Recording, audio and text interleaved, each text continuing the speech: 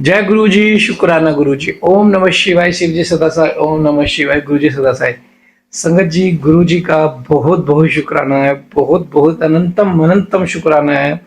संगत जी देखो, मैं अभी किसी एक डील्स के लिए गया था, तो मैंने गुरु जी को कहा कि गुरु जी अगर ये डील मेरे फायदे की हो तो आप इसे करवाना, वरना गुरु जी से रोक देना, आपको जैसा ठीक लगे। गुरु जी आप अपने अकॉर्डिंग कराना, क्योंकि संगत जी देखो, हम तो लालची है। हम तो सोचते हैं हमारा ये भी हो जाए, हमारा वो भी हो जाए, ये भी हो जाए, वो भी हो जाए, लेकिन हमें बाद में पता चलता है ये इसका ना होना ही ठीक था।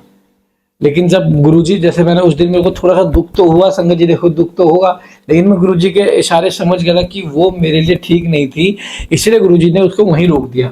और फिर बाद में 2 दिन बाद पता भी चलेगा कि हाँ सही हुआ कि वो डील ना हुई, वरना नुकसान हो जाता और व्यवहार खराब हो जाता। तो गुरु जी पाका आपका बहुत बहुत शुक्राना, छोटा सा शुक्राना था मेरा आपके गुरु चरणों में। बहुत बहुत शुक्राना संगत जी, आपका बहुत बहुत शुक्राना मेरे गुरु पा। संगत जी पाठ के एंड तक जरूर सुने। संगत जी मैं अपना छोटा शुक्राना सत्संग शेयर किया है संगत जी, वैसे मैं शेयर नहीं कर पाता क्योंकि संगतों के सत्संग आते हैं तो उनके शेयर करने जरूरी है, तो मैं ऐसे छोटी सी हाजिरी लगा लेता हूँ।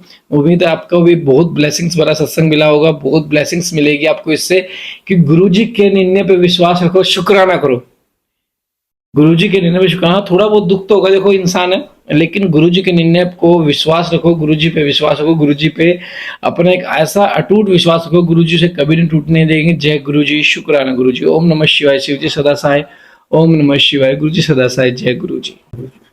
जय गुरु जी। कृत्य संक्रांति से युक्त श्रावण मास में 9वीं तिथि को मृगशिरा नक्षत्र के योग में अंबिका का पूजन करें। वे पूर्ण मनोवांछित भोगों और फलों को देने वाली है। ऐश्वर्य की इच्छा रखने वाले पुरुष को उस दिन अवश्य उनकी पूजा करनी चाहिए। अश्विन मास के शुक्ल पक्ष की 9वीं तिथि संपूर्ण अभिष्ट फलों को देने वाली है। उसी मास के कृष्ण पक्ष की चतुर्दशी को यदि रविवार पड़ा हो तो उस दिन का महत्व विशेष बढ़ जाता है। इसके साथ ही यदि यहाँ आर्द्रा और महाद्रा सूर्य संक्रांति से युक्त आर्द्रा का योग हो तो उक्त अवसरों पर भी की गई शिव पूजा का विशेष महत्व माना गया है। माघ कृष्णा चतुर्दशी को की हुई शिव जी की पूजा संपूर्ण अभिष्ट फलों को देने वाली है। वह मनुष्यों की आयु बढ़ाती, मृत्यु कष्ट को दूर हटाती और समस्त सिद्धियों की प्राप्ति कराती है। ज्येष्ठ मास में चतुर्दशी को यदि महाद्रा का योग हो अथवा मार्गशीर्ष में किसी भी तिथि को यदि आर्द्रा नक्षत्र हो तो उस अवसर पर विभिन्न वस्तुओं की बनी हुई मूर्ति के रूप में शिव की जो 16 उपचारों की से पूजा करता है उस पुण्यात्मा के चरणों का दर्शन करना चाहिए। भगवान शिव की पूजा मनुष्य को भोग और मोक्ष देने वाली है, ऐसा जानना चाहिए। कार्तिक मास में प्रत्येक वार और तिथि आदि में महादेव जी की पूजा का विशेष महत्व है। कार्तिक मास आने पर विद्वान पुरुष दान, तप, होम, जप और नियम आदि के द्वारा समस्त देवताओं का 16 से पूजन करें। उस पूजन में देव प्रतिमा, ब्राह्मण तथा मंत्रों का उपयोग आवश्यक है। ब्राह्मणों को भोजन कराने से भी वह पूजन कर्म संपन्न होता है। पूजक को चाहिए कि वह कामनाओं को त्याग कर पीड़ा रहित हो देवाराधन में तत्पर रहे। कार्तिक मास में देवताओं का यजन पूजन समस्त भोगों को देने वाला, व्याधियों को हर लेने वाला तथा भूतों और ग्रहों का विनाश करने वाला है। कार्तिक मास के रविवारों को भगवान सूर्य की पूजा करने और तेल तथा सूती वस्त्र देने से मनुष्यों के कोढ़ आदि रोगों का नाश होता है। हरई, काली मिर्च, वस्त्र और खीरा आदि का दान और ब्राह्मणों की प्रतिष्ठा करने से अक्षय के रोग का नाश होता है। दीप और सरसों के दान से मृगी का रोग मिट जाता है। कृत्तिका नक्षत्र से युक्त सोमवार को किया हुआ शिव जी का पूजन मनुष्य के महान दारिद्र्य को मिटाने वाला और संपूर्ण संपत्तियों को देने वाला है।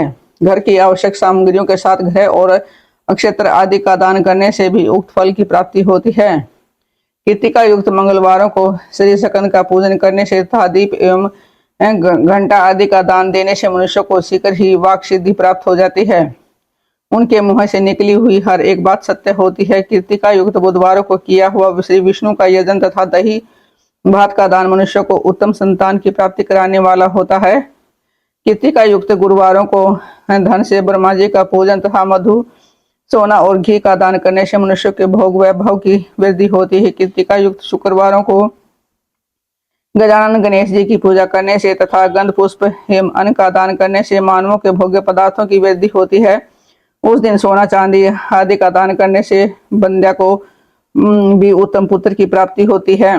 कृत्तिका युक्त शनिवारों को दिक्पालों की वंदना, दिग्गजों, नागों तथा सेतुपालों का पूजन, त्रिनेत्रधारी रूप पापहारी विष्णु तथा ज्ञानदाता ब्रह्मा का आराधन और धन्वंतरी एवं दोनों अश्विनी कुमारों का पूजन करने से रोग दूर, मृत्यु एवं अकाल मृत्यु का निवारण होता है तथा तात्कालिक व्याधियों की शांति हो जाती है। नमक, लोहा, तेल और उड़द आदि का त्रिकुट, सौठ, पीपल और गोल मिर्च, फल, गंध और जल आदि का तथा धैर्य आदि द्रव्य पदार्थों का और सुवर्ण, मोती आदि कठोर वस्तुओं का भी दान देने से स्वर्गलोक की प्राप्ति होती है। इनमें से नमक आदि का मान कम से कम 1 प्रस्थ होना चाहिए और सुवर्ण आदि का मान कम से कम 1 पल।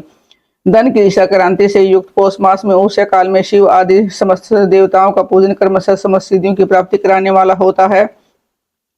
इस पूजन में अग्नि के चावल से तैयार किए भविष्य का नैवेद्य उत्तम बताया जाता है। पौष मास में नाना प्रकार के अन्न का नैवेद्य विशेष महत्व रखता है। मार्गशीर्ष मास में केवल अन्न का दान करने वाले पुरुष को संपूर्ण अभीष्ट फलों की प्राप्ति होती है।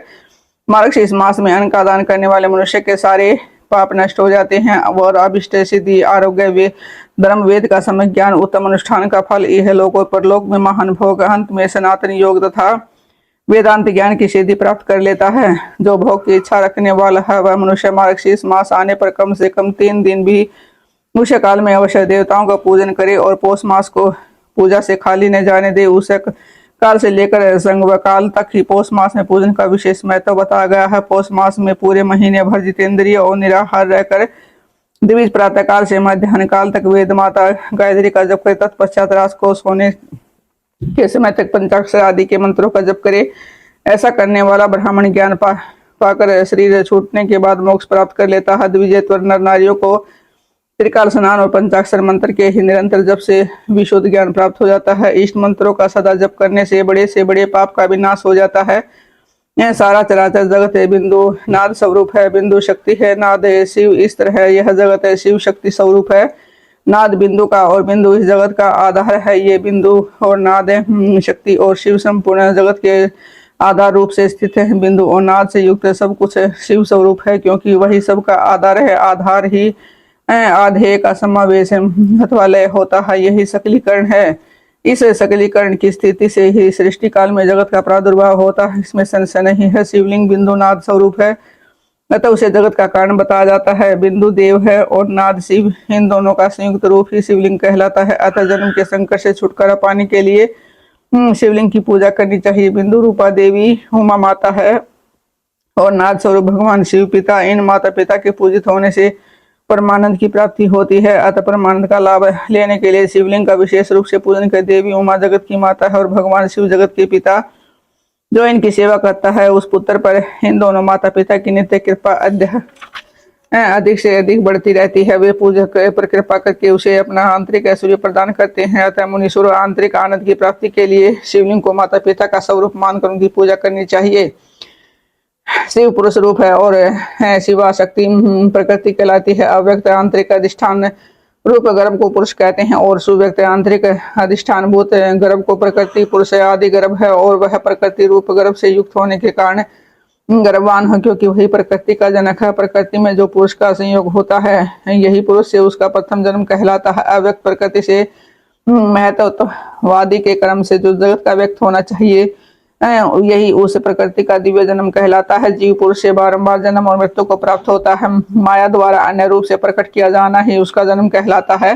शिव का शरीर जन्म काल से ही जीर्ण होने लगता है, इसलिए उसे जीव संज्ञा दी गई है। जो जन्म लेता है और विविध पाशों द्वारा तनाव में पड़ता है उनका नाम जीव है। जन्म और बंधन है, जीव शब्द का अर्थ ही है। अतः जन्म मृत्यु रूपी बंधन की निवृत्ति के लिए जन्म के अधिष्ठान भूत मातृ पितृ स्वरूप शिवलिंग का पूजन करना चाहिए। गाय का दूध, गाय का दही और गाय का घी, इन तीनों के पूजन के लिए शहद और शक्कर के साथ पृथक पृथक भी रखे। इन सबको मिलाकर सम्मिलित रूप से पंचामृत भी तैयार कर ले। इनके द्वारा शिवलिंग का अभिषेक एवं स्नान कराएं। फिर गाय के दूध और अन्न के मैल से निवेद तैयार करके प्रणव मंत्र के उच्चारण पूर्वक से भगवान शिव को अर्पित करें। संपूर्ण प्रणव को ध्वनि लिंग कहते हैं। स्वयंभू लिंग नाद स्वरूप होने के कारण नाद लिंग कहा गया है। यंत्र या अर्धा बिंदु स्वरूप होने के कारण बिंदु लिंग के रूप में विख्यात है। उसमें अचल रूप से प्रतिष्ठित जो शिवलिंग है वह मकर स्वरूप है, इसलिए मकर लिंग कहलाता है। सवारी निकालने आदि के लिए जो चरलिंग होता है वह उकार स्वरूप होने से उकार लिंग कहा गया है। तथा पूजा की दीक्षा देने वाले को गुरु या आचार्य उनका विग्रह आकार का प्रतीक होने से आकार लिंग माना गया है। इस प्रकार अकार, उकार, मकार, बिंदु, नाद और ध्वनि के रूप में लिंग के 6 भेद हैं। इन 6 लिंगों की नित्य पूजा करने से साधक जीवन मुक्त हो जाता है और इसमें संशय नहीं है। षडलिंग स्वरूप प्रणव का महात्मा, उनके सूक्ष्म रूप और स्थूल रूप, पंचाक्षर मंत्र का विवेचन, उनके जप की विधि, महिमा, कार्य ब्रह्म के लोकों से लेकर कारण रुद्र के लोकों तक का विवेचन करके कालातीत पंचावरण वशिष्ठ शिवलोक के अनिवर्तनीय वैभव का निरूपणता, शिव भक्तों के सत्कार की महत्ता। ऋषि बोले कि प्रभु मां मुने, आप हमारे लिए कर्मशः षडलिंग स्वरूप प्रणव का महात्मता, शिव भक्त के पूजन का प्रकार बताइए। सूत जी ने कहा कि महर्षियों, आप लोग तपस्या के धनी हैं, आपने बड़ा सुंदर प्रश्न उपस्थित किया है, किंतु उसका ठीक ठीक उत्तर महादेव जी ही जानते हैं, दूसरा कोई नहीं। तथापि भगवान शिव की कृपा से इस विषय का वर्णन करूंगा। वे भगवान शिव हमारी और आप लोगों की रक्षा का भारी बारंबार स्वयं ही ग्रहण करे परिणाम है। प्रकृति से उत्पन्न संसार रूपी महासागर का प्रणव से पार करने के लिए दूसरी नवनाव है, इसलिए उस ओंकार को प्रणव की ही संज्ञा देते हैं। ओंकार अपने जप करने वाले साधकों से कहता है, परपंच न नहीं, वह तुम लोगों के लिए। अतः इस भाव को लेकर भी ज्ञानी पुरुष ओम को प्रणव नाम से जानते हैं। इसका दूसरा भाव यो है, पर प्रकर्षे न नयेत वयुष्मान मोक्षम इति व प्रणव, अर्थात यह तुम सब उपासकों को बलपूर्वक मोक्ष तक पहुंचा देगा। इसे अभिप्राय से भी इसे ऋषि मुनि प्रणव कहते हैं। अपना जप करने वाले योगियों के तथा अपने मंत्र की पूजा करने वाले उपासक के समस्त कर्मों का नाश करके यदि वह नूतन ज्ञान देता है, इसलिए भी इसका नाम प्रणव है। उन माया रहित महेश्वर को ही नव अर्थात नूतन कहते हैं। वे परमात्मा प्रकृष्ट रूप से नव अर्थात शुद्ध स्वरूप है, इसलिए प्रणव कहलाते हैं। प्रणव साधक को नव अर्थात नवीन कर देता है, इसलिए भी विद्वान पुरुष इस प्रणव के नाम से जानते हैं। अथवा प्रकृष्ट रूप से नव दिव्य परात्मा ज्ञान प्रकट करता है, इसलिए प्रणव के 2 भेद बताए गए हैं, स्थूल और सूक्ष्म। एक अक्षर रूप जो ओम है उसे सूक्ष्म प्रणव जानना चाहिए, और नमः शिवाय इन 5 अक्षर वाले मंत्र को स्थूल प्रणव समझना चाहिए। इसमें 5 अक्षर व्यक्त नहीं है, वह सूक्ष्म है, और जिसमें 5 अक्षर हैं सुस्पष्ट रूप से व्यक्त है वह स्थूल है। जीवन मुक्त पुरुष के लिए सूक्ष्म प्रणव के जप का विधान है, वही उसके लिए समस्त साधनों का सार है। यद्यपि जीवन मुक्त के लिए उसकी साधन की आवश्यकता नहीं है, क्योंकि वह सिद्ध स्वरूप है। तथापि दूसरों की दृष्टि में जब तक उसका शरीर रहता है तब तक उसके प्रणव जब की साधना स्वतः होती रहती है। वह अपने देह का विलय होने तक सूक्ष्म प्रणव मंत्र का जप और उसके अर्थबोध प्रणवात्म तत्व का अनुसंधान करता रहता है। जब शरीर नष्ट हो जाता है तब वह पूर्ण ब्रह्म स्वरूप शिव को प्राप्त कर लेता है। यह सुनिश्चित बात है। जो अर्थ का अनुसंधान न करके केवल मंत्र का जप करता है उसे निश्चय ही योग की प्राप्ति होती है। इसने 36 करोड़ मंत्र का जप कर लिया है, उसे अवश्य ही योग प्राप्त हो जाता है। सूक्ष्म प्रणव के ही हर्ष और दीर्घ के बेसर रूप जानने चाहिए। आकार, उकार, मकार, बिंदु, नाद, शब्द, नाद, काल और कला इनके युक्त जो प्रणव है उसे दीर्घ प्रणव कहते हैं। वह योगियों के ही हृदय में स्थित है। मकार प्रिंद जो ओम है वह ए उ मैं इन 3 तत्वों से युक्त है, उसी को हर्ष प्रणव कहते हैं। ए जीव है, उ शक्ति है और मकार इन दोनों की एकता है, वह तत्व रूप है। ऐसा समझकर हर्ष प्रणव का जप करना चाहिए। जो अपने समस्त पापों का अक्षय करना चाहते हैं उनके लिए इस हर्ष प्रणव का जप अत्यंत आवश्यक है। पृथ्वी, जल, तेज, वायु और आकाश ये 5 भूत, शब्द, स्पर्श आदि इनके 5 विषय, ये सब मिलकर 10 वस्तुएं मनुष्य की कामना के विषय हैं। इनकी आशा मन में लेकर जो कर्मों के अनुष्ठान में संलग्न होते हैं 10 प्रकार के पुरुष प्रवृत्ति अथवा प्रवृत्ति मार्गी कहलाते हैं। जो निष्काम भाव से शास्त्र विहित कर्मों का अनुष्ठान करते हैं वे निवर्त कहे गए हैं। प्रवृत्त पुरुषों को हर्ष प्रणव का ही जप करना चाहिए और निवृत्त पुरुषों को दीर्घ प्रणव का, विहारतियों तथा अन्य मंत्रों के आदि में इच्छानुसार शब्द और कला से युक्त प्रणव का उच्चारण करना चाहिए। वेद के आदि में और दोनों संध्याओं की उपासना के समय भी ओंकार का उच्चारण करना चाहिए। प्रणव का 9 करोड़ जप करने से मनुष्य शुद्ध हो जाता है। फिर 9 करोड़ का जप करने से पृथ्वी तत्व पर विजय पा लेता है। तत्पश्चात पुनः 9 करोड़ का जप करके वह जल तत्व को जीत लेता है। फिर पुनः 9 करोड़ जप से अग्नि तत्व पर विजय पाता है। तदंतर फिर 9 करोड़ का जप करके वायु तत्व पर विजय पा लेता है। फिर 9 करोड़ के जप से आकाश को अपने अधिकार में कर लेता है। इस तरह 9 करोड़ का जप करके वह क्रमशः गंध, रस, रूप, स्पर्श और शब्द पर विजय पाता है। इसके बाद फिर 9 करोड़ का जप करके अहंकार को भी जीत लेता है। इस तरह 108 करोड़ प्रणव का जप करके उत्कृष्ट बोध को प्राप्त हुआ पुरुष शुद्ध योग का लाभ करता है। शुद्ध योग के होने से जीवन मुक्त है। शुद्ध योग से होने पर वह जीवन मुक्त हो जाता है, इसमें संशय नहीं है। सदा प्रणव का जप और प्रणव रूपी शिव का ध्यान करते करते समाधि में स्थित हुआ महायोगी पुरुष साक्षात शिव ही है, संशय नहीं है। पहले अपने शरीर में प्रणव के ऋषि छंद और देवता आदि का न्यास करके फिर जब आरंभ करना चाहिए। आकार आदि मात्रिका वर्णों से युक्त प्रणव का अपने अंगों में न्यास करके मनुष्य ऋषि हो जाता है।